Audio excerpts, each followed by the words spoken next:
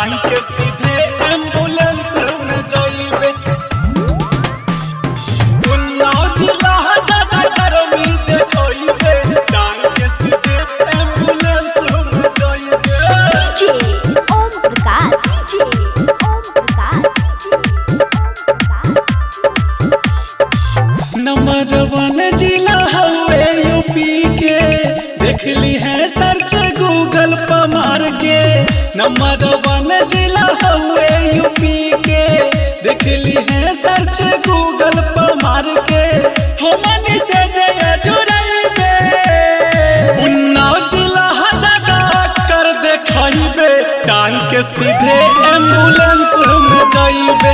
उन्नाव जिला ज्यादा गर्मी देखइबे, टांग के सीधे एम्बुलेंस में जाइबे। टांग के सीधे एम्बुलेंस में जाइबे। उन्नाव जिला ज्यादा गर्मी देखइबे, टांग के सीधे एम्बुलेंस में जाइबे। की हवा घर घर में सबका पिस्टल काटा रखाला, जादे गुंडा बनेला जेवो के ठोक दिहल जाला।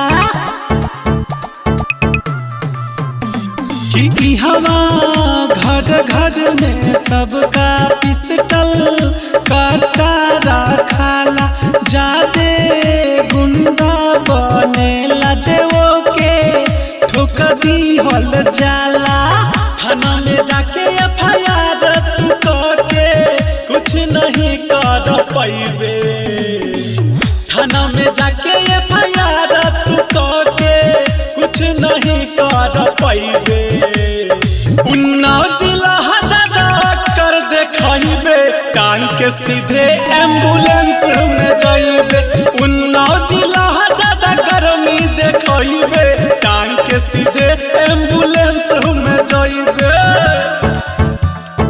टांग के सीधे एम्बुलेंस में जाइबे।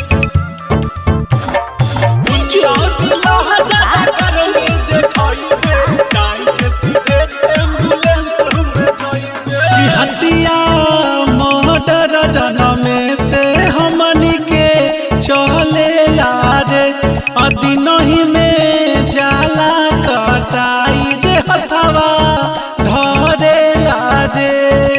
याद रखिए बेटा,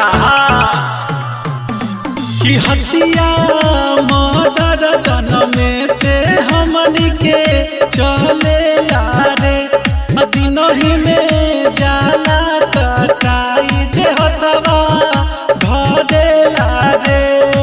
केसरी दीवाना राइटर यमन से जाति देह टकराइबे। राइटर यमन केसरी दीवाना से जाति देह टकराइबे। उन्नाव जिला ज्यादा कर देखइबे, टांग के सीधे एम्बुलेंस में जाइबे। उन्नाव जिला ज्यादा गर्मी देखइबे, टांग के सीधे